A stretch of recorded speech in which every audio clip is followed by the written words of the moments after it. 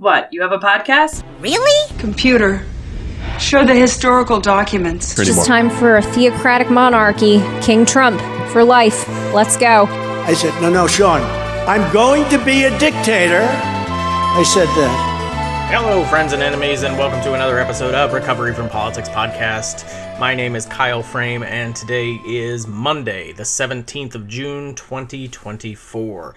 It has been a while. I've had this issue where, the news kind of sucks you in with all the negative doom and gloom, and then, I have to somehow get excited about that and then do this, and it gets rough sometimes. Sometimes you just want to spiral down the drain with everyone else. So that has been happening. Another thing I'll address just real quick, if you hear a lot of banging and whatnot outside, that is coming from outside, that is not inside. I'm in a neighborhood that isn't fully constructed yet, so there are still houses being built, and apparently today is nail gun day. So if you hear that, apologies. But today I wanted to talk about something that's really been bothering me. Now, I'll start with this.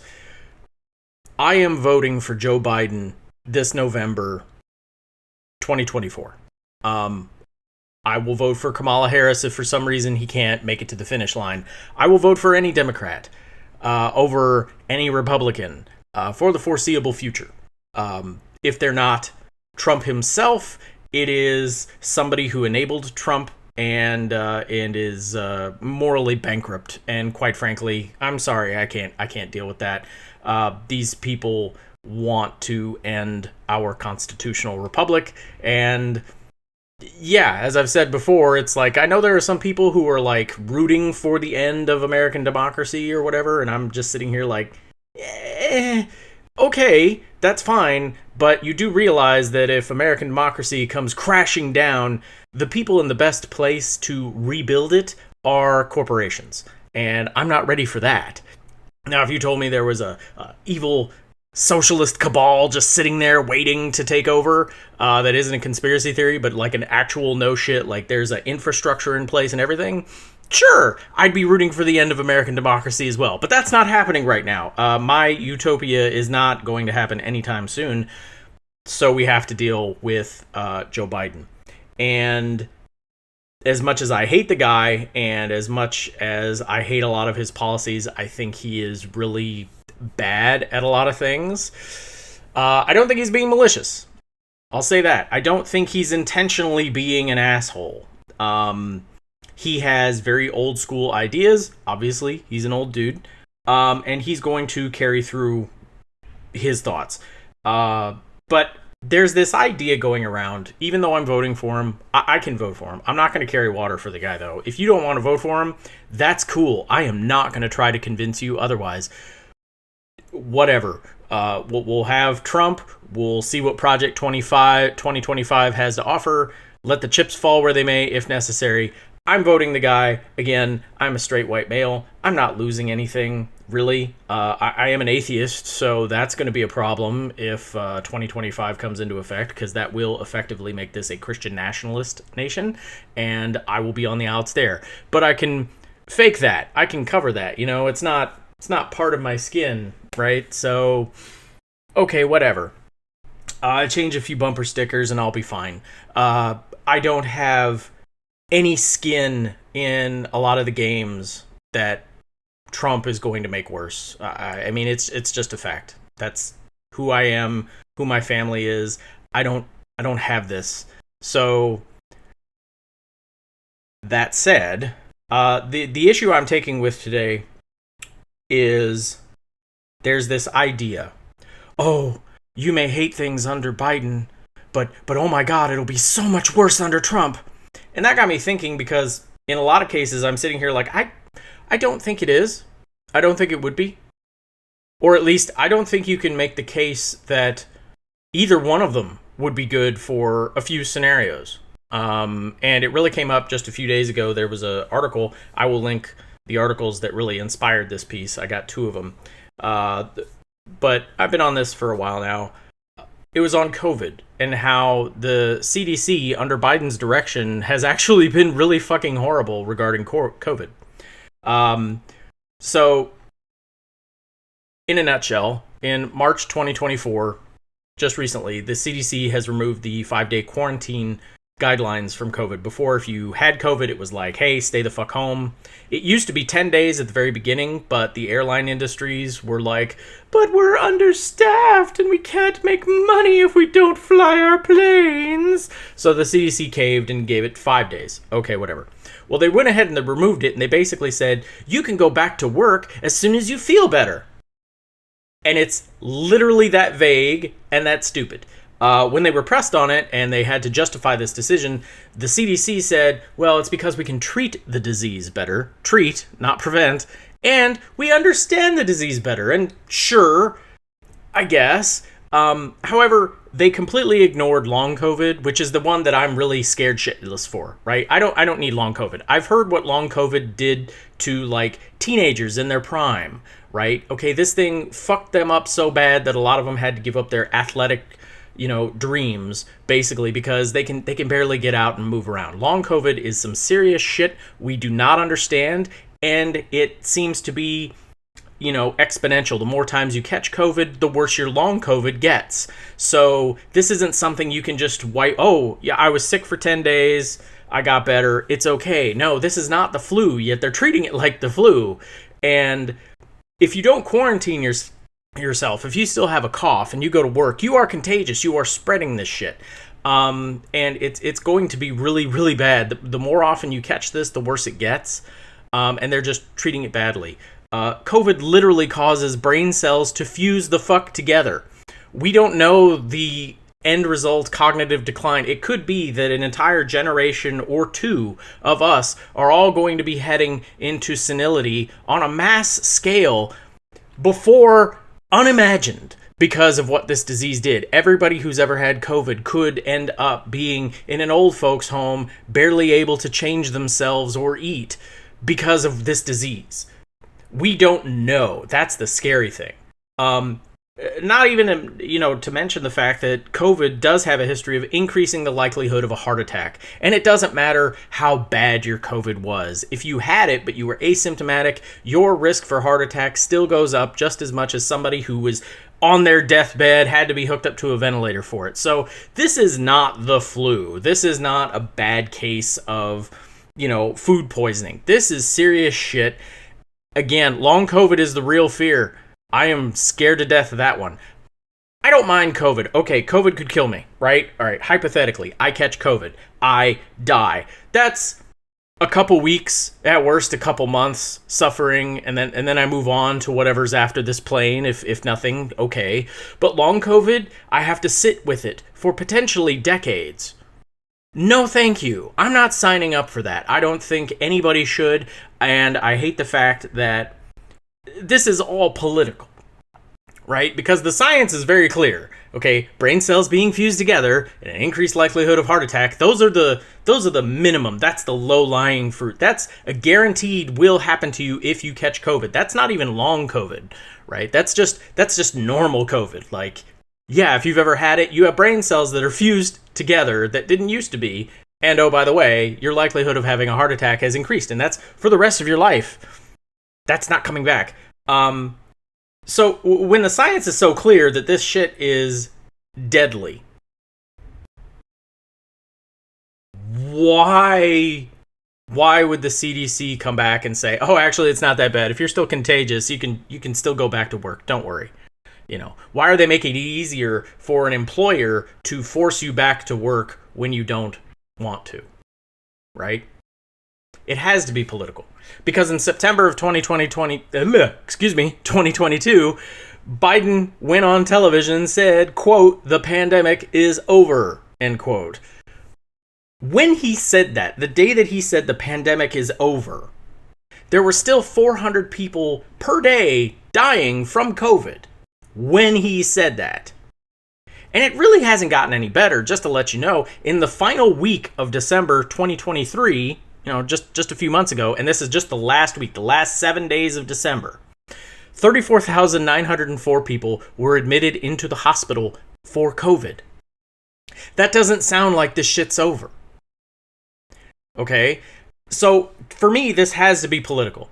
Okay, Biden cannot have, because he ran on this shit, man. That's the stupid part. He ran on everything will be fine, and then as soon as the numbers it came down a little, he declared it over, reopened the country 100%. Woohoo! No more lockdowns, no more masks, everything gone, and the CDC has been lessening the requirements ever since then. It is now a massively political issue. It was Trump before. He was the one who made everything political, right? With his bleach and his bullshit and all his rhetoric and attacking the scientists.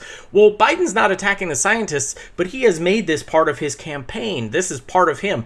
I'm the guy who got us out of the pandemic, except the pandemic's still raging on, and all he's doing is pushing it off to the side like it doesn't matter. It doesn't matter. Shh, shh, shh.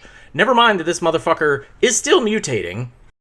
Okay, the most recent, I think they call it JN1. Like, that's the new strain that's out there fucking people up right now. Okay, never mind that. We have to keep the economy open because the economy's great. Like everyone understands that Biden's hanging on by a thread in this election. I think I saw a thing, I don't know if it's true or not, but somebody was saying that Las Vegas is holding odds on the presidency and Trump has a 66% chance of being the next president. That was within the last week or so that I saw that. Again, I don't know how accurate, but that scares the shit out of me. He's hanging on by a thread. If the economy suddenly tanked, especially because of the pandemic, like, he's fucked, right? Like, you might as well just go ahead and crown Trump now. Like, why even have an election? He's screwed. He's screwed. That's just it. Because Americans will immediately be like, well, okay, we had the child toddler-in-chief Orange God King, and he let a pandemic happen, and it sucked. And then we thought we were getting the adult in the room who's going to listen to the scientists and take this shit seriously, and yeah, turns out he was no better. So, I could easily see a voter like, well, if it doesn't fucking matter which one's in charge, you know, that whole equating thing, so he cannot afford to have a resurgence of this shit the summer before an election. And yet everything he's doing is suggesting that's exactly what he wants. So the scary thing, and that this is going to sound crazy, but Donald Trump said, quote, if we stop testing right now, we'd have very few cases, end quote. He said that a couple weeks into the pandemic when it was really spiking and scaring the shit out of everybody. He said, you know, and it was stupid, obviously. He said something along the lines of, yeah, you know, we'd have less cases if we just stopped testing. And yeah, we all made fun of him for it. But in October 2022, the CDC stopped issuing daily updates on COVID numbers. In May of 2023, the CDC officially declared the health emergency over, which eliminated requirements for insurance companies to cover at-home tests. The government also stopped covering testing through Medicare. So now if you want to get tested for COVID, you have to pay out of pocket for that shit. Whereas before it was free, which would at least encourage some of us be like, hey, you know, I don't know if I have COVID. Maybe I should go get a test. They're free. I'll test myself. Now it's like, well, yeah, but I don't really have the money for that.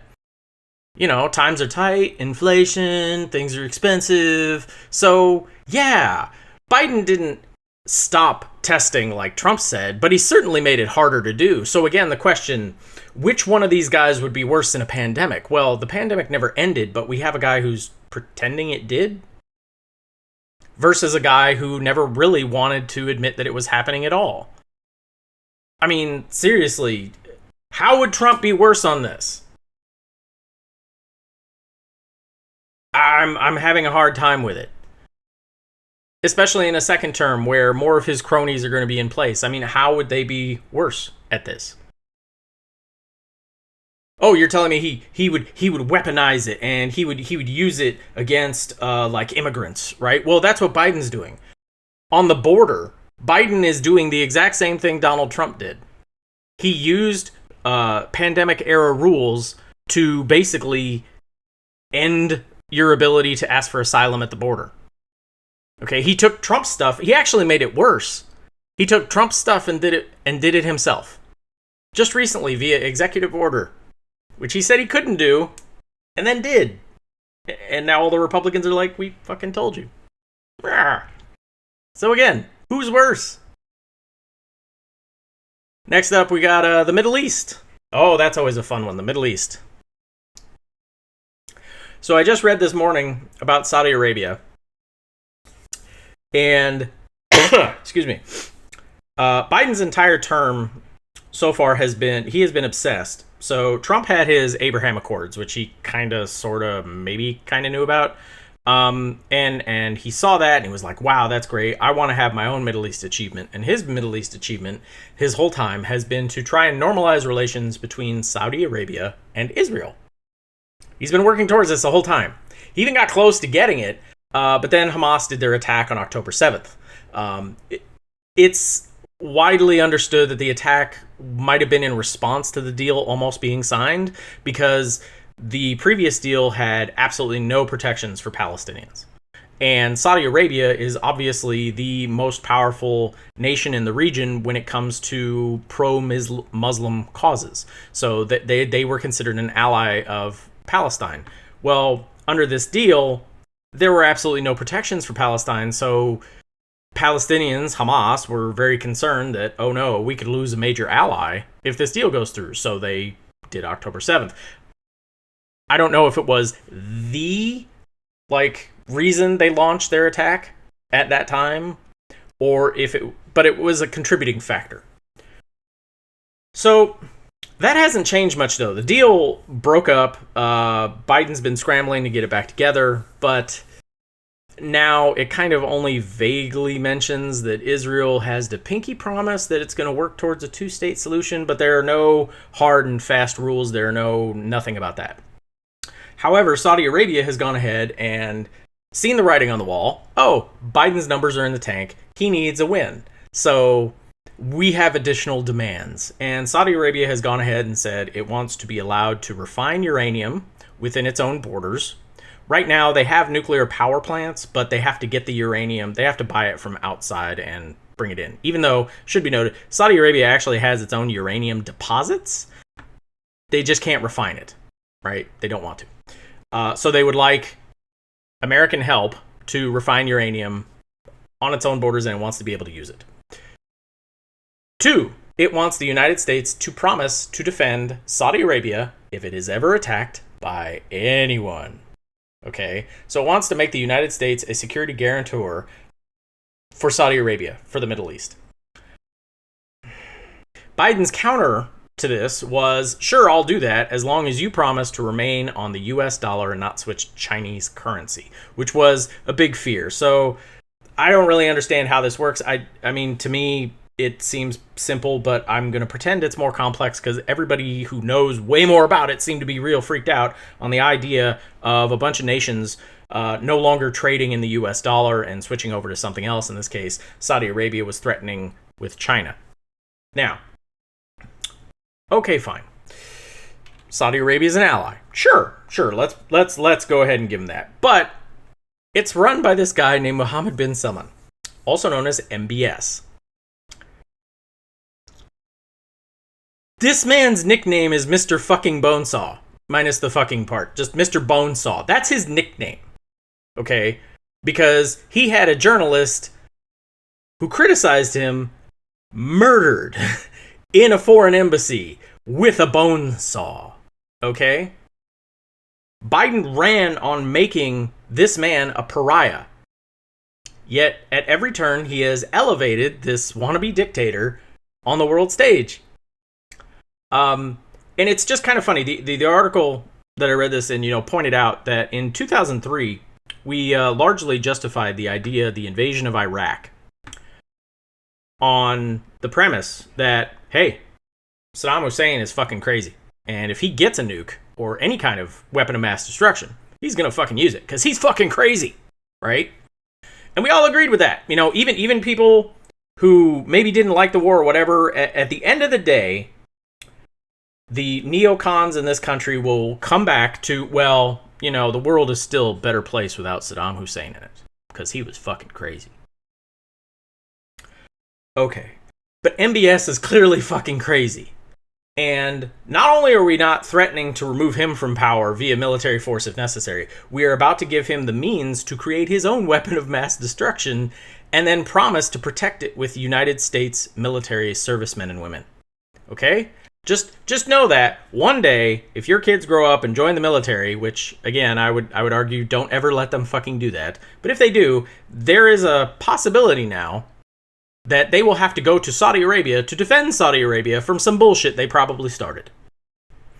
Okay? This is not a good idea, but you have to come back again, circle around Saudi Arabia. When it comes to Saudi Arabia-American relations, which was worse, Biden or Trump? Because I'm just not seeing it. I'm not. I don't see which one would be worse. One's about to literally give them the means to make their own fucking nuclear bombs. Their number one enemy in the area is Iran, who is also working towards making its own nuclear bombs. Like, here's an idea for you. Say you liked President Obama's Iran nuclear deal, and you were like, fuck the concessions we had to give him, but at the end of the day, Iran doesn't have a nuclear weapon, and that is good. Let's start with that premise.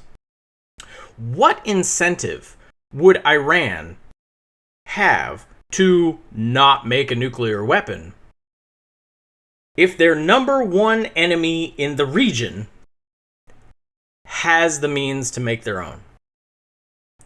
I mean, if I'm Iran right now, I don't have an incentive not to make a nuke. I would be trying as hard as I can to make a nuke as soon as possible, as quickly as possible. I have to. It's the only thing. Because, for fuck's sake, the United States is about to give Saudi Arabia their own nukes. Israel has nukes, also from the United States. Iraq did not have nukes, got invaded.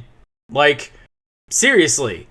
The only thing that's stopping anyone from going to war with Iran right now is the fact that the American people are kind of done with it, right? Like, we did the Iraq war, now we had that war fatigue in the Middle East.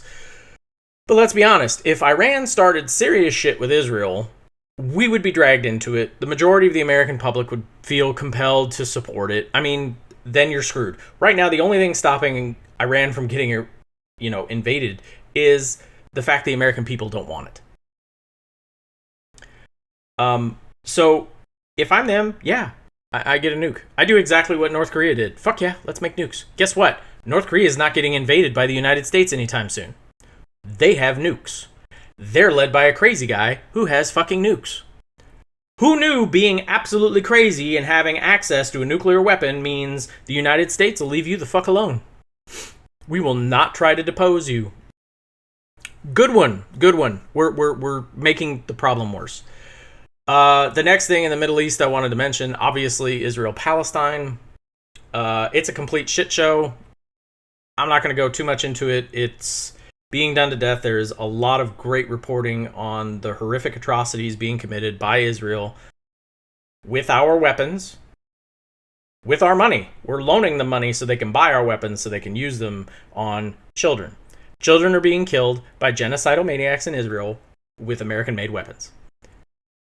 I'll just ask, how on earth would Trump be worse on this?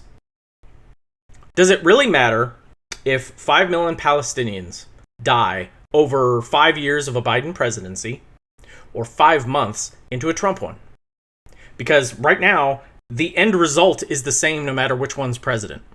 I don't see Israel, Netanyahu, pulling back and saying, oh, no, it's done. We won. We can stop the settlements. We can create it. Like, he doesn't want a two-state solution. He doesn't give a fuck about Palestinians. He clearly doesn't care about the children that he's murdering. And you can tell me, oh, well, Kyle, if Netanyahu gets removed, that'll be the end of it. No, not guaranteed. The man has like 80% approval when it comes to how is he handling the war with Hamas or the Palestinians. 80%. Replacing him is just another guy who's going to do the same shit, okay? Israel is just as complicit as Russians are for what's going on in Ukraine. And that's the last time I'm even going to mention them today because they're not included in this particular piece. These are the things that piss me off right now. So, I mean, serious question. There were about 5.5 million Palestinians in that region between Gaza, the West Bank, and, their other little spot. Does it matter who's president if all 5 million of them are killed over a long period of time or a really short one? Because again, what's the end result? all right, we kind of know what's going to go on with Trump because he's made it public, right? He says the problem with Netanyahu's war is that he's not doing it fast enough. He just needs to go in and kill them. He said that on record, into a camera, into a microphone. They have him. He said that. Just go ahead and kill them all. I don't know what he's waiting for. Okay, we know what that. Biden has not changed anything over there. Palestinians are still being killed, but what, at a slower rate? So we re-elect Biden. He wins. Congratulations. We've saved democracy. Fantastic. What's the end game then for Israel-Palestine under his watch? He has not demonstrated that he will change course on this. He hasn't. I mean, for fuck's sake, Ronald Reagan changed course on his Israel policy when he was shown pictures of dead kids at the hand of Israelis. He got on the fucking phone and said, "You end this shit." And it ended. Now, I don't know if Netanyahu would take a threat from Biden the way previous prime ministers took a threat from Reagan, but for fuck's sake, Reagan saw dead kids and was like, "Ooh, we can't support this. This needs to stop." If you ever wanted to hear Kyle say something positive about Ronald goddamn Reagan, there you go. Biden? What's the end game? Again, he has not demonstrated at all any willingness to change course on this. He has not made any demands with Israel. You can say there are incremental things here and there, but I'm like, how many dead kids equals the end of this? What's the number? I asked this on October 8th. What is the appropriate response? How many dead Palestinian civilians per Israeli killed on October 7th is the acceptable number? Please give it to, is it 20 to 1? Okay, that'd be about 20,000 Palestinians. Well, we passed that. Okay, we passed that. Is it 200 to 1? We haven't reached 200,000 dead, but clearly they have been, removed from their homes. Their lives have been affected. If they're not dead, they know plenty of people who are in their family. Right? So I'm still waiting. What's the appropriate what's the number for Biden? Like, if 35,000 men and women and children killed, civilians killed, is not enough, I would like to know the right number. When will Biden draw a red line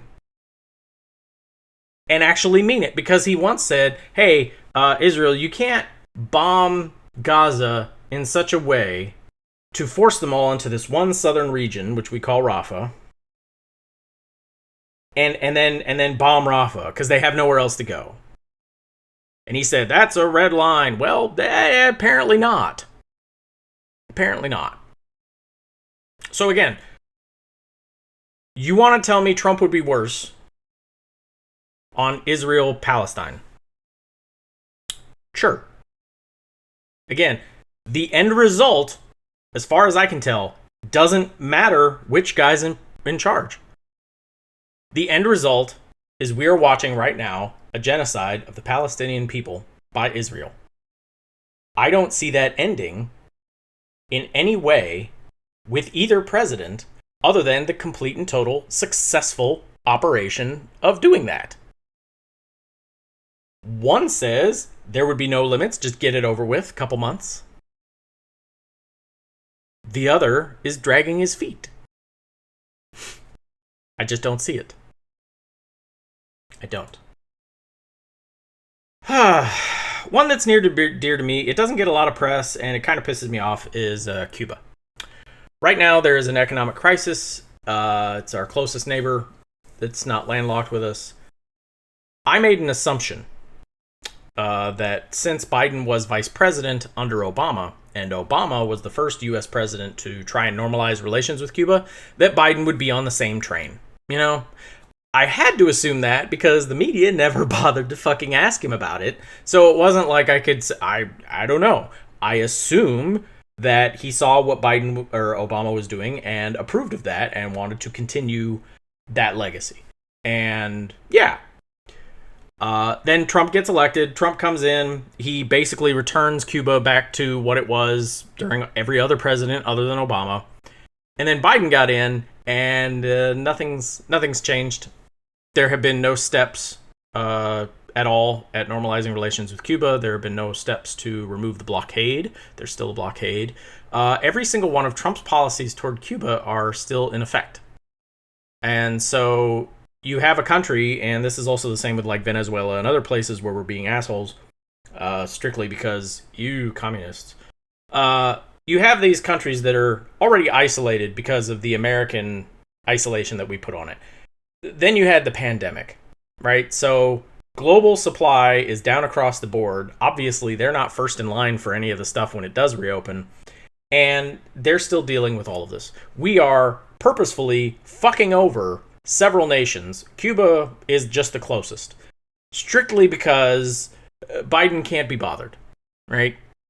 There was this piece earlier that basically says, Biden's whole foreign policy team was laser focused on Russia and China, and everyone else in the world was an afterthought, a nuisance, right? They really hate the fact that they have to pay attention to Israel right now. They're really annoyed, right? They just wanted to focus on China and Russia. Like that was the whole foreign policy thing. Blinken, Sullivan, Biden, all three of them, like that's all they wanted to fucking deal with. So any other country is just shit out of luck right now. That's why their response with Ukraine was so fantastic for them, because they were already on the fuck Russia train, which sure, fuck Russia. I'm not arguing they shouldn't have been there. I'm just saying that fell into their lap perfectly because they already hated Russia. They were already working on Russia. This was perfect for them. But Israel was not. They didn't want to. They don't want to deal with it. Nah. So, right now you've got Cuba, and they're in the news right now, kind of, because there are Russian warships in Cuba. Right now. Show of solidarity. It's not a threat. It's not a threat. Anyone who's trying to scare the shit out of you by 3 warships in Cuba, like, fuck right off. It's not a real thing. Russian warships are not well maintained, and they pose no threat. If they even thought about trying shit, the United States Navy would love to get involved in some of this shit, right? They're watching the Marines and the Army have to do stuff, but the Navy doesn't have anything to do. The Navy would love to fucking destroy some Russian warships. They would. And it would take them all of 2 seconds to do. I am not scared of a couple Russian ships going to Cuba. Now, my whole problem is this entire thing could have been avoided. I guarantee you, if Biden came into his administration and said, hey, we're going to resume normalization with Cuba, those Russian ships would not be there right now. Chances are they would be American warships, and the sailors on board would be enjoying Havana in a shore leave. There would be trade, everything would be fine. Biden, though, he can't be bothered? But he's keeping up the exact same policies as Trump. So again, what's worse for Cuba right now? Does Cuba give a fuck who wins the next election? No. They've been given the cold shoulder by Biden. Trump was an asshole about it. And something that was interesting, when it comes to Iran and it comes to Cuba and all these other countries in the world, we all thought that Trump was the aberration. That Trump is just fucking crazy. And once he's gone, everything will return to normal. But it turns out the real aberration in American foreign policy was Obama. Obama was the weird one who wanted to make a nuclear treaty with Iran. He was the weird one who wanted to normalize relations with Cuba, right? He was the guy who told Netanyahu, yeah, no, you can't do this shit, right? He was the aberration. Trump, actually, on a foreign policy level, was very normal. Okay? He was normal because he did to Cuba only what, 43 other presidents did before him. And same with Iran. He treated Iran the same way as 43 other presidents did. Like, Obama was the weird president who actually tried to leave the world a better place when he left office than when he came in. Trump was not. Trump was the return to normalcy. And we can see that through Biden's policies. He hasn't changed anything. Anyway, I just find the whole Cuban thing absolutely ridiculous. So they want a communist. Who gives a fuck? Like, really, I don't care. I don't. Why go to war with somebody because they believe in communism? Who gives a shit? Let them be communists. If you're a capitalist and your whole thing is like, competition is great, rah, this should be fantastic. I want Cuba to have absolutely no sanctions. I want them to be completely open. I want them to trade with everyone so that capitalism can prove, fuck them. And we'll do it on the world stage. We'll have communism versus capitalism right here. We'll trade and see what happens. And surprise! If you're a capitalist, you should want that. But I think ultimately they look at China and are like, actually the communists are better at capitalism than we fucking thought. Holy shit. Which does transition me to China. The last thing I'm going to bring up today on which one's better. So, Trump may have thrown tariffs around on China like trying to kill a fly in your house with a sledgehammer. That's fine. Biden still has a lot of Chinese tariffs.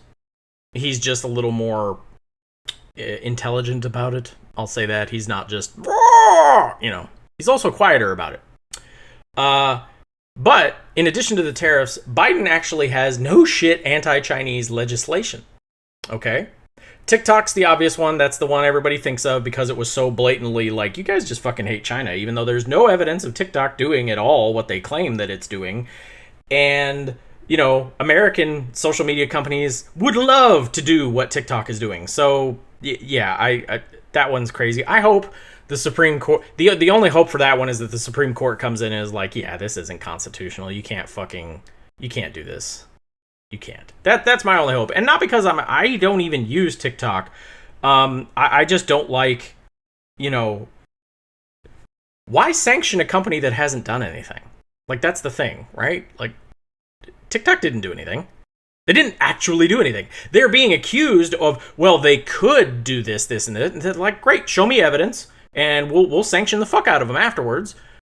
But right now, it's all maybes and kindas and sortas. And again, they're doing the exact same thing that every other American social media site, Facebook, Threads, Shitter, like every single one of them are trying to do what TikTok is doing. Like, there's actual evidence of Russians going into Facebook in 2016 and making your uncle think that Trump was great and Hillary was the devil. Like, that's a real thing. That hasn't happened with TikTok. Right? Right now, Israel has come in on American social media sites and tried to blow up through bots, the idea of pro-Israel sentiment. That is literally happening. And they targeted specifically black American congressmen and women. They thought they were the ones they could get. They had to go after them, right? To try to change their mind, including potential future Speaker of the House, Hakeem Jeffries. So, that's nothing. Don't worry about it. Shh. But instead, they're focusing on TikTok, which again, hasn't done anything.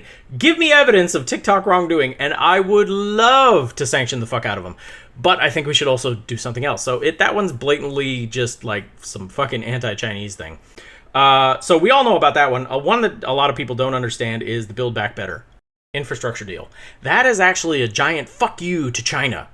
It incentivizes American companies not to trade with China at all. It also has the added feature of cutting off Chinese green initiatives at their knees. For no other reason than Biden wants America to take credit for any slowing on global warming. Right? If global warming stops its upward crescendo that it's currently doing, and slows down even the slightest, Biden wants to be like, haha, America did it. Which is not the way to go about this. Okay, if you really do believe that global warming's real, and I do, then you should want cooperation from every country on the planet. You should not see literal infrastructure and trade deals made to kneecap each other's green initiatives. Like, that's just fucking stupid. It's dumb. Just for the sake of being able to say, America led on this issue. It's like, no, fuck you, you didn't. So just remember that anytime somebody brings up Biden's green record and how it's fantastic. Compared to Trump? Furthermore, with China, Biden has actually built bases all around China. He is conducting military exercises with all the Pacific nations around China. His entire foreign policy to China is to containment. Box him in. I've talked about this before. His strategy to deal with China is the exact same strategy the United States had on the Soviet Union. However, the Soviet Union was actually trying to take over the world. Okay, the Soviets at the time didn't believe that capitalists and communists could live side by side. They had this paranoia. It just happened to turn out to be true that the United States was coming, and that it would try to dismantle and destroy every socialist communist nation on the planet. Now, they were right in that, but they thought that the way they could do it, the way they could, go about getting away from that, would be, well, we're going to spread communism throughout the world. We're going to do that. We're going to stick our finger in every pie, and we're going to spread communism to combat all the capitalists, right? That was Russia's actual plan. The Soviet Union's plan was, we want to spread communism fucking everywhere. So the American plan kind of made sense. Okay, containment. Yeah, don't let them fucking do that, right? Like, seriously. It at least made sense if I didn't condone it. And the only reason I don't condone it is I don't think outside nations should be involved in the internal deliberations of any nation, right? Self-determination, does that matter? Like, here's the thing. If Zelensky came out tomorrow and said, Ukraine is going to be a communist nation, like, the United States would pull out any support from Ukraine whatsoever. They would literally tell them, okay, NATO's off the table. Russia, you can do whatever the fuck you want with Ukraine. Like, we don't care. Me, I see it as, hey, Russia's trying to take over Ukraine so that they can tell them what to do. That's wrong. We should defend them. I don't give a fuck if they're communist. I don't care if they are. But United States does.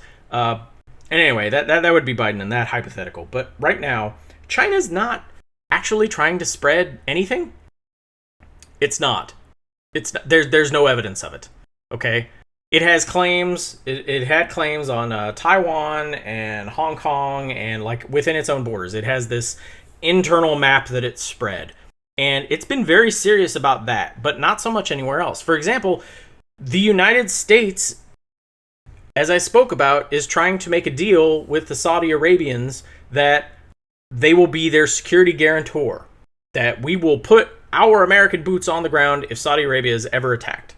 China's not doing that with anyone. China's just not. You'd think they would, right? If they were it, but there's this weird idea where we're a superpower and we have somebody else trying to be a superpower, so obviously they're going to do everything we're doing, and I think that's what's actually playing into a lot of this, right? I think America looks at China and is like, oh shit, they're going to be a superpower, and they're going to act like us. So we need security guarantors everywhere. We need to stop our allies from doing anything with them. Again, the entire point of Biden trying to, get this deal between Saudi Arabia and Israel is more about Saudi Arabia's relationship with China than anything the fuck else. Everything that Biden is doing is anti-China. Even the Middle fucking East is anti-China. That's crazy to me. You can ask, is this going to be better or worse under Trump? And, when it came to China, yes, Trump had the added element of being a racist son of a bitch on this. You recall, he wanted to call it Kung Fu virus or a few other things. Very, very anti-China. I mean, Chinese Americans were receiving death threats because of the bullshit that Trump was peddling. Okay? That is about the only thing worse. Biden may be racist to Chinese people. I have no idea. But if he is, he's keeping it quiet. So, hey, take your win where you got it, I guess. But, like, that was about it with Trump. So the question is, which would be better? China now has a vested interest. Unlike Cuba, who doesn't give a fuck who wins, because honestly, things are the same. Like, China does kind of want Trump back. And now, just from an idea of, yeah, Trump put tariffs on us, but he still wanted to do business with us. Biden seems to think that containment will work. I don't think it will. We're too intertwined already.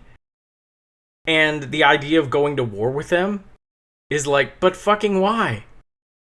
Why? Even over Taiwan, which, okay, I get, I'm big on this Ukraine thing, and I do think Taiwan is an independent nation. It should have the right to self-determination.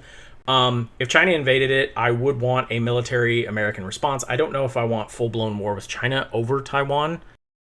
Taiwan is not a part of the United States. Yes, it sucks, hypothetically, if they were invaded. I don't know if we want a full-blown war. I don't know. I don't know on that one. But again, I think we just keep looking at the Soviet Union and we keep looking at like historical reference, Hitler. Oh no, I'm done. All I wanted was Poland. No. Okay, that was different.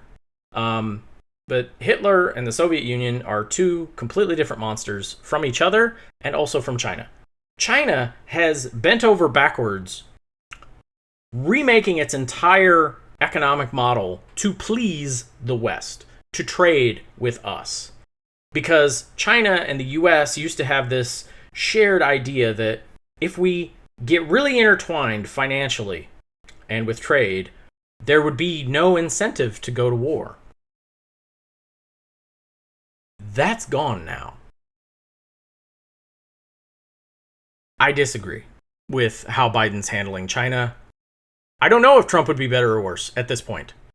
I don't think he would continue on Biden's thing because also Trump is not as meticulous or like singly focused on a thing. Like, I don't think he could focus on one thing for more than 5 minutes. Like, Biden has this laser focus on China. Like, fuck China. Like, constantly. That's his thing.